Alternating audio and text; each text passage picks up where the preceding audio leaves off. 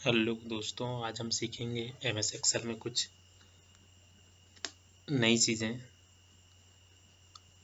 और आपको बताएंगे कैसे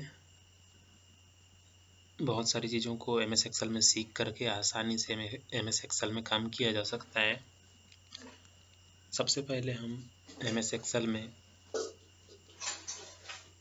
जो माह की लिस्ट जो होती है,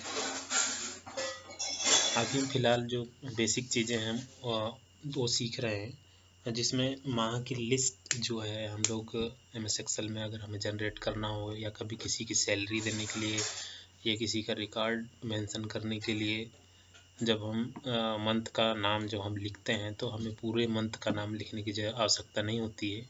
किसी एक मंथ का नाम लिख देने के बाद हम सभी मंथ का नाम इंसर्ट कर सकते हैं। वो कैसे करते हैं आइए देखते हैं। ये MS एक्सेल का हमारे पास अब विंडो ओपन है और इसमें हम देखते हैं कि मंथ को कैसे इनपुट किया जाता है। मान लीजिए किसी की सैलरी हमें बनाना है, जनवरी से लेकर के दिसंबर तक हमको उसका रिकॉर्ड मेंशन करना है। तो देखिए यहाँ पे मैंने सिर्फ JAN लिख दिया है यहाँ पे सेल में, और देखिए जिस सेल में मैंने जनवरी लिखा है शॉर्ट में भी लिखाऊंगा तो आ जाएगा, और जनवरी अगर पूरा भी लिखें तो भी आएगा, लेकिन शॉर्टकट में हम जनवरी लिखा हुआ है यहाँ पे लिख देते हैं। सॉरी, तो देखिए यहाँ कोने में जो यहाँ पे जब हम कोने में ले जाते हैं तो प्लस का निशान आता है। माउस पॉइंटर को जब कोने में ले जाते हैं तो प्लस का निशान आता है। उसे ट्रेस करके खींचने पे देखिए आपका ये जो मंथ है, चलिए हम दिसंबर तक करना चाहेंगे, जैसे ही हम उसको खींचेंगे तो ऑटोमेटिक जनवरी, फरवरी, मार्च, अप्रैल, मई, जून, जुलाई, अगस्त, सितंबर, अक्टूबर, नवंबर, दिसंबर तक ये ऑटोमेटिक आ जाएगा। ठीक है, चलिए एक बार और करके देखते हैं ताकि आप अच्छे से कर पाएँ उसको। जनवरी मैंने टाइप किया और देखिए माउस पॉइंटर को मैं वहीं पे ले जा रहा हूँ और उसके बाद खींच करके यहाँ तक ला दिया, ये दिसंबर तक। ठीक है, इस प्रकार हम इसको खींच करके जनवरी से लेकर दिसंबर बिना टाइप किए हम उसको इंसर्ट करा सकते हैं मंथ का नेम। ठीक, ये हमारा पहला जो ट्रिक है। आपको पसंद आया तो वीडियो को लाइक और सब्सक्राइब जरूर कीजिएगा। चलिए चलते हैं दूसरे ट्रिक की ओर। इसे मैं अंडू कर देता हूँ। ठीक, अब जो नंबरिंग होती है बार बार, जब हम 1 2 3 4 5 बहुत सारी जगह बहुत सारा डाटा हम जब बनाते हैं तो हमको हर एक डाटा में 1 2 3 4 सीरियल नंबर की आवश्यकता होती है। जब हम MS एक्सेल में काम कर रहे हो तो हमें सिर्फ किसी एक नंबर को डाल करके जितना भी नंबर हो हम उसे इंसर्ट करा सकते हैं। तो चलिए आइए देखते हैं कैसे करते हैं। मान लीजिए मैं एक डाटा यहाँ पे तैयार कर रहा हूँ और उसमें सीरियल नंबर की आवश्यकता है। मान लीजिए देखिए इस टाइप का टेबल होता है, सीरियल नंबर, नेम और फादर नेम लिख देते हैं यहाँ पे, फादर नेम,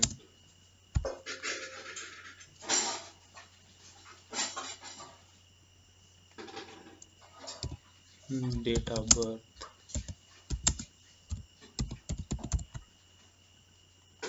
इस प्रकार से हम डेट ऑफ बर्थ लिख देते हैं, है ना। तो हमें बहुत सारे लोगों की लिस्ट बनानी होती है तो सीरियल नंबर में हमें नीचे 1 2 3 4 डालना पड़ता है। ठीक है, उसमें हम ऐसा 1 अगर टाइप करें तो 1 फिर नीचे लाएंगे डाउन एरो से 2 टाइप करेंगे। लेकिन MS एक्सेल में एक ऐसी फैसिलिटी प्रोवाइड है कि आप किसी एक नंबर को आप टाइप कीजिए, उसके बाद ये प्लस का निशान है उसको ऐसे ही खींचेंगे आप। 1 से लेकर के 2 तक करना पड़ेगा, सॉरी 1 और 2, हमको 2 नंबर देना होगा यहाँ पे, और उन दोनों को सेलेक्ट करके और हमें फिर उसे ट्रेस करके आगे खींचना होगा। ये देखिए, तो ये जो है ये नंबर आपके सामने आ चुके हैं। ऐसी और भी बहुत सारा जब डाटा आप बनाएंगे, बहुत सारी सीटें क्रिएट करेंगे तो उसमें सीरियल नंबर होता ही है। सीरियल नंबर के बगैर बहुत कम ही डाटा क्रिएट किया जाता है, तो इस प्रकार से आप नंबर को इंसर्ट करा सकते हैं। अगर ये ट्रिक आपको अच्छी लगी हो, हालांकि ये बेसिक है, बेसिक चीज़ें हैं और बेसिक चीज़ों को सीख कर ही आप आगे बढ़ेंगे, तो इन चीज़ों को गौर कीजिए। छोटी छोटी चीज़ें आपका समय का बचत करेंगी और आप स्मार्ट वर्क भी करेंगे MS एक्सेल में। अभी हम फिलहाल कुछ ट्रिक और ट्रिक्स के बारे में जान रहे हैं, फिर एक एक करके हम एक एक मेन्यू के बारे में जानेंगे। ठीक है, आगे बढ़ते हैं अगले बेसिक नॉलेज के साथ। रॉ कॉलम को कैसा सेट करते हैं। अब देखिए हमारे पास डाटा पड़ा हुआ है, तो रॉ और कॉलम को कैसा सेट करते हैं। मान लीजिए सीरियल नंबर हमने डाला है, इसमें हम इसको अलाइनमेंट को सेट कर लेते हैं। आशा है आप सभी को अलाइनमेंट सेट करते आता होगा। तो देखिए यहाँ पे एक लाइन में सब कुछ है। अब देखिए जो कॉलम है ये थोड़ा बड़ा दिख रहा है, हम चाहते हैं कि इसको बस सीरियल नंबर जो लिखा हुआ है उसके तक ही सीमित रहे, तो उसमें डबल क्लिक करें। देखिए यहाँ पर डबल क्लिक करेंगे वो सेट हो जाएगा। इसमें जैसे देखिए ये नेम, जितना जहाँ तक नेम लिखा हुआ वहाँ तक के आपका कॉलम सेट हो जाएगा डबल क्लिक करके। और ट्राई करते हैं एक बार, देखिए डेट ऑफ बर्थ में आ जाके ये, मतलब उस पर डबल क्लिक करेंगे तो वो ऑटोमेटिक सेट हो जाता है ना। देखिए कॉलम की बात कर ली, अब रो कैसे सेट होता है।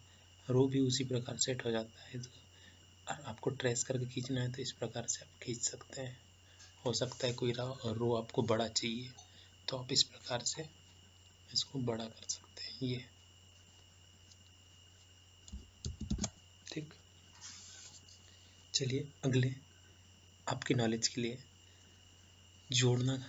अब देखो जोड़ना, घटाना, माइनस करना, ये सब चीज़ MS एक्सेल में होता है, लेकिन बेसिक रूप से अगर किसी एक बहुत लंबी लिस्ट है, आपके किराने की दुकान हो या फिर आपके घर का कुछ सामान का, आपको कभी किसी MS एक्सेल में प्लस करना हो, कितने का हुआ, कोई आपका खर्चा का जो है लिस्ट बना हुआ है उसको कैसे, तो ये बेसिक चीज़ें हैं।